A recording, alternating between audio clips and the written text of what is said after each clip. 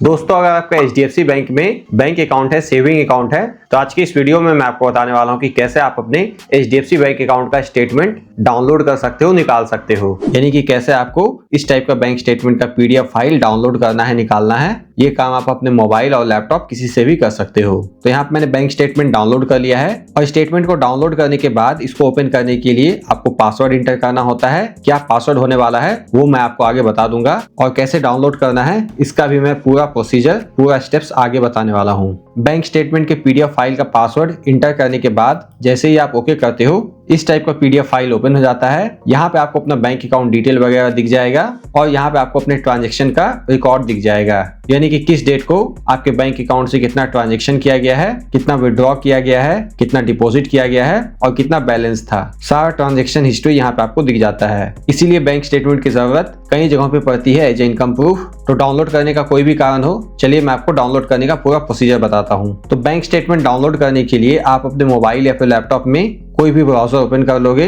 और गूगल पे जाके सर्च करना है HDFC bank. HDFC bank search करने के बाद HDFC बैंक का ये वेबसाइट दिखाई देगा।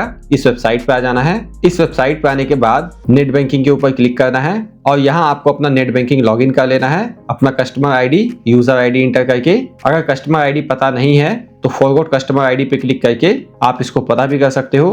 बाकी अगर किसी का इंटरनेट बैंकिंग ही चालू किया हुआ नहीं है तो यहाँ से वो रजिस्टर नाउ पे क्लिक करके रजिस्टर भी कर सकते हैं। फर्स्ट टाइम लॉगिन कर सकते हैं, इंटरनेट बैंकिंग चालू कर सकते हैं। तो यहाँ पे कस्टमर आईडी इंटर करके कंटिन्यू कर लेता हूँ। कस्टमर आईडी इंटर करके कंटिन्यू करने के बाद यहाँ पे आपको अपने इंटरनेट बैंकिंग का पासवर्ड भी इंटर कर देना है। अगर पासवर्ड याद नहीं है तो यहाँ से रीसेट कर सकते हो, चेंज कर सकते हो। तो सिंपली यहाँ पे मैं पासवर्ड इंटर करके लॉगिन कर लेता हूँ। इस तरीके से HDFC इंटरनेट बैंकिंग लॉगिन करने के बाद यहाँ पे आपको गेट स्टेटमेंट ये दिखाई देगा, इस पे क्लिक करना है। ये आपको होम सेक्शन में ही ऑप्शन मिल जाता है। गेट स्टेटमेंट पे क्लिक करने के बाद यहाँ आपको सेलेक्ट कर लेना है कि आप कितने समय का स्टेटमेंट डाउनलोड करना चाहते हो। आप यहाँ पे किसी स्पेसिफिक मंथ का स्टेटमेंट डाउनलोड कर सकते हो, या फिर करंट फाइनेंशियल ईयर का डाउनलोड कर सकते हो, प्रीवियस फाइनेंशियल ईयर का डाउनलोड कर सकते हो, या फिर कस्टम डेट सेलेक्ट करके डाउनलोड कर सकते हो। कस्टम डेट यानी कि स्टार्ट और एंड डेट, जिस दो डेट के बीच में स्टेटमेंट डाउनलोड करना चाहते हो वो यहाँ पे इंटर करके डाउनलोड कर सकते हो। तो यहाँ पे मैं स्टार्ट डेट अपने अकॉर्डिंग सेलेक्ट कर लेता हूँ। मैं 2024 के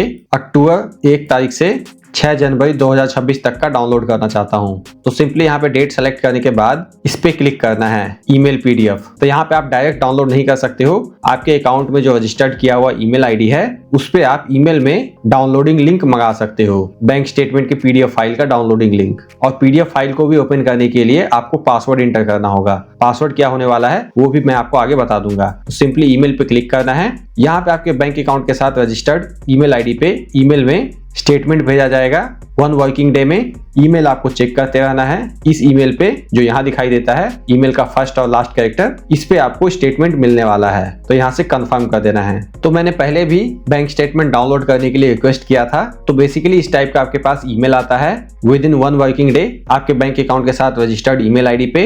यहाँ पे आपको डाउनलोड करने के लिए इस टाइप का बटन दिखाई देगा, view your smart statement. Simply इस पे क्लिक करना है और यहाँ पे आपको एक पासवर्ड इंटर करना होगा। बैंक स्टेटमेंट अगर आप दिसंबर 2025 से पहले तक का डाउनलोड करते हो तो आपका कस्टमर आईडी ही यहाँ पे पासवर्ड है, तो कस्टमर आईडी इंटर कर देना है। बाकी अगर स्टेटमेंट पीरियड जनवरी 2026 ऑनवर्ड्स है तो पासवर्ड अकाउंट होल्डर के नेम का फर्स्ट 4 लेटर कैपिटल में होगा, उसके साथ डेट ऑफ बर्थ इंटर करना है या फिर पैन कार्ड नंबर इंटर कर सकते हैं, जैसा कि यहाँ पे एग्जांपल में दिखाया गया है। आप कुछ भी पासवर्ड यूज कर सकते हो, नेम के साथ डेट ऑफ बर्थ या फिर नेम के साथ पैन कार्ड नंबर। उसके बाद इस टाइप का पेज आपके सामने ओपन हो जाएगा। यहाँ पे आपने जब से जब तक का स्टेटमेंट डाउनलोड करने के लिए रिक्वेस्ट डाला था वो दिखाई दे देगा। स्टेटमेंट को PDF फाइल में सेव करने के लिए सेव एज PDF इस पे क्लिक करना है और आपका बैंक स्टेटमेंट डाउनलोड हो जाएगा। तो यहाँ पे मेरा डाउनलोड किया हुआ बैंक स्टेटमेंट है HDFC का। इसको ओपन करने के लिए हमेशा आपको पासवर्ड इंटर करना होगा, और पासवर्ड क्या होगा वो मैंने आपको पहले ही बता दिया। और पासवर्ड इंटर करके ओके करने के बाद इस तरीके से बैंक स्टेटमेंट ओपन हो जाता है।